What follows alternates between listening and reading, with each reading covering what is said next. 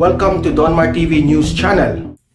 Okay, magandang hapon sa inyong lahat. It's 12 o'clock in the afternoon here in the Philippines at pag-usapan natin yung nangyari sa Senate hearing tungkol dito sa Digamo case. Okay? Nagkaharap na nga itong si Janice at si Mayor Janice at si former Governor Henry Teves, no?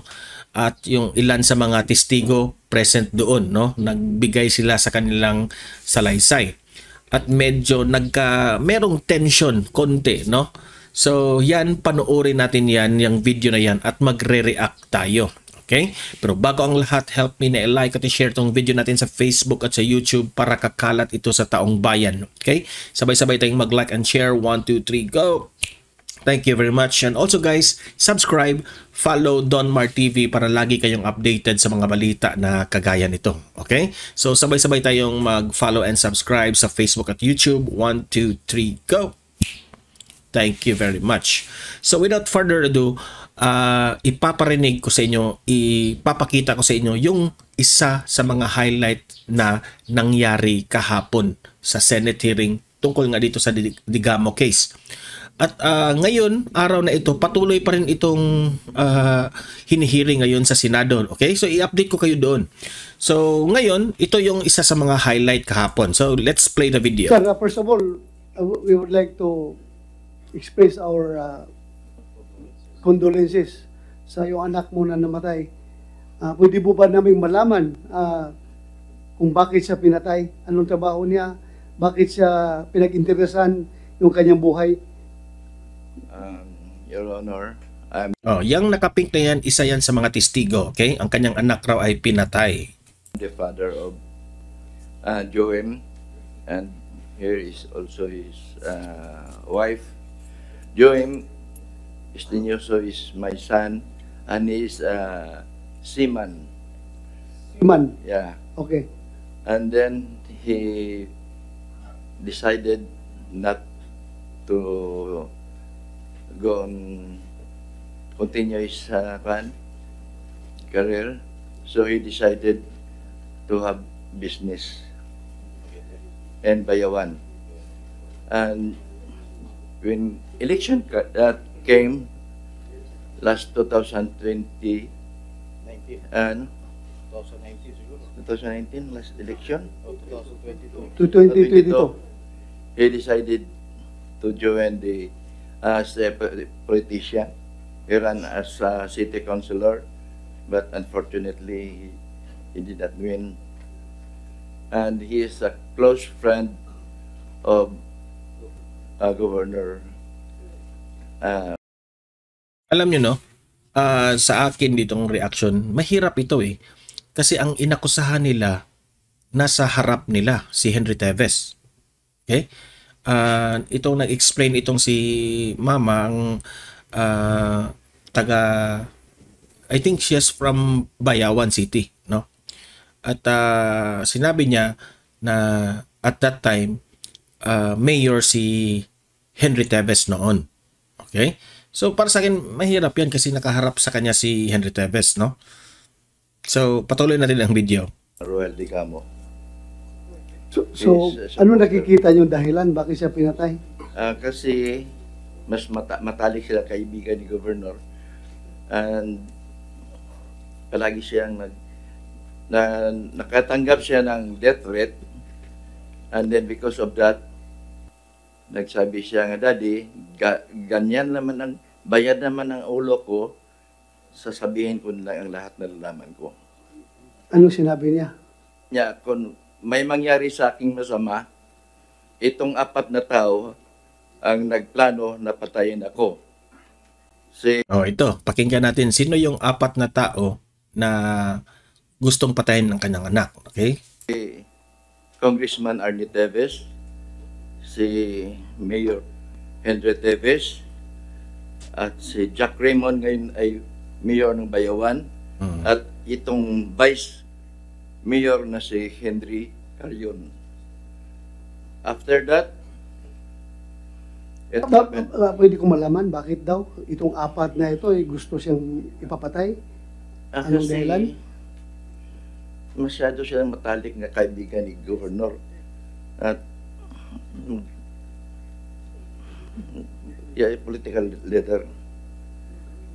Malakas na political leader sa Yes, Bayawan. Sa Bayawan. Under the Digamo Yes, under group. Digamo. Oo. Mm, Sa social media, palagi siya sa Facebook. Siguro very vocal siya very vocal against against the Teves. the TVCs. Oo. Okay. Si Mrs. naman, ikaw yung wife, no? Anong alam mo tungkol dito? Please, you have the floor. Nung ano po, last week po ng February, meron pong nag-send po sa kanya na voice clip na By the way guys, mamaya tatanungin naman si Henry Teves tungkol dito.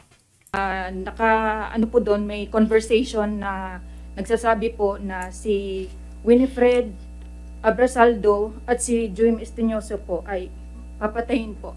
Okay lang, kuha mo sandali para marinig ka ng klaro. Ano pakiulit? Mga last week po ng February last year, nakatanggap po siya ng voice clip. May conversation po doon na sinasabi po nung babae po doon na nalaman po niya na si Winifred Abrasaldo at saka si Juim Estinoso daw po ay papatayin. Tapos yung ito pong babae, hindi po niya kilala si Juim Estinoso, yung husband ko nga po. Pero ito pong si Winifred Abrasaldo, kilala po niya. Tapos pagka March 1 po, na binaril po itong si Abrasaldo.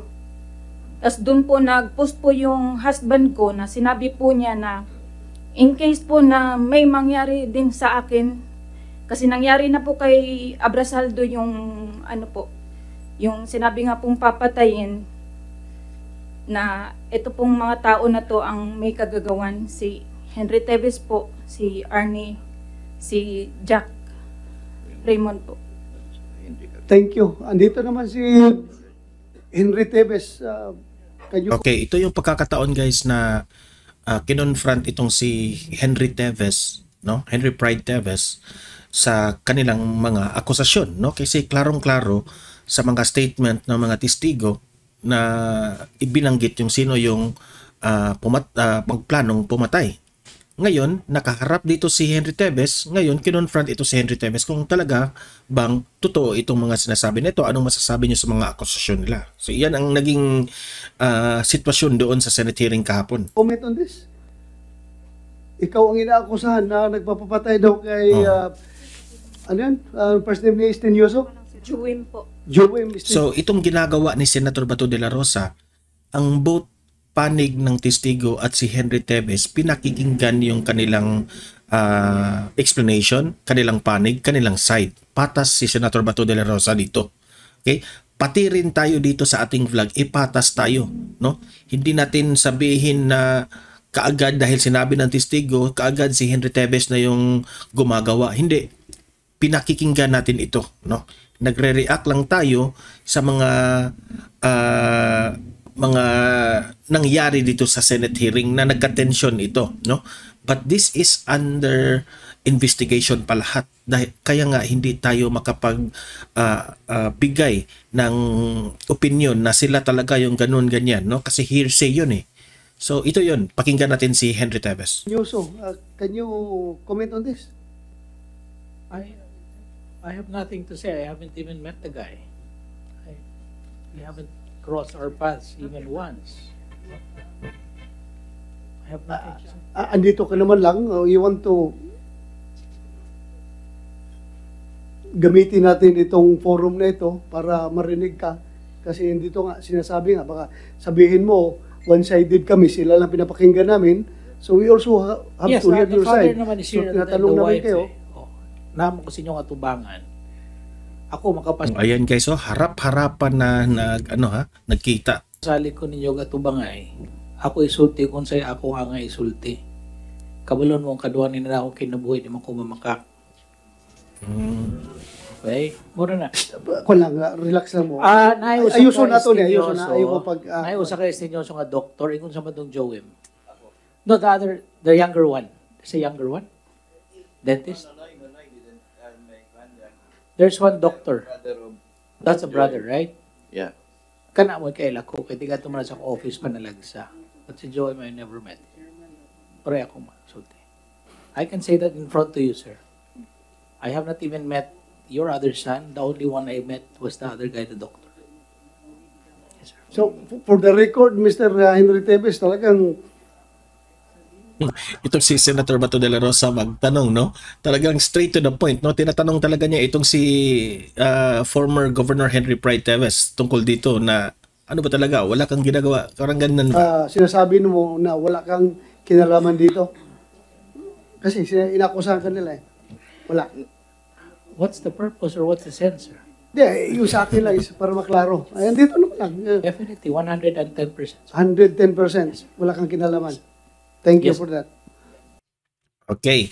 So, yan nga, no? Isa 'yun sa mga highlights kahapon ng Senate hearing, no? So, marami pang highlights, guys. Ipapakita ko sa inyo, okay? At mag-react tayo diyan. So, as of now, patas tayo dito, no? Hindi tayo makapag-akusa ng tao kung wala kang ebidensya, no? Yan ang mali sa ating sometimes sa mga tao, no? Hayaan natin na gumugulong yung kasi ano ito Senate hearing ito at yung mga testigo na may binigay sila ng mga statement, yung story ng kanilang yung pinatay na kanilang mga anak, ganoon ganyan, I think on trial pa ito yung ibang kaso na ito, on trial pa ito at hindi tayo makapag-comment diyan, kundi let the justice system decide on this, no? Hindi tayo makapag-decide yan, okay? Kasi mahirap na yung mag-aakusa ka ng tao na wala talagang kasalanan at mahirap rin na sabihin natin na wala itong kasalanan itong tao pero sa totoo may kasalanan, ganoon ganyan, no? Vice versa. So yan, nakita nyo ano ang masasabi nyo tungkol sa issue na ito at tungkol sa sitwasyon na ito na ang tumataas yung tensyon. Mag-comment, mag-react kayo sa inyong opinion sa ilalim na comment section at pag-usapan natin yan, babasahin natin yan. Okay? So, like and share this video, guys, para kakalat ito sa taong bayan. Subscribe, follow Don Mark TV para lagi kang updated sa mga hot issues na mga pangyayari dito sa Pilipinas. Okay? So, guys, have a great day and God bless inyong lahat.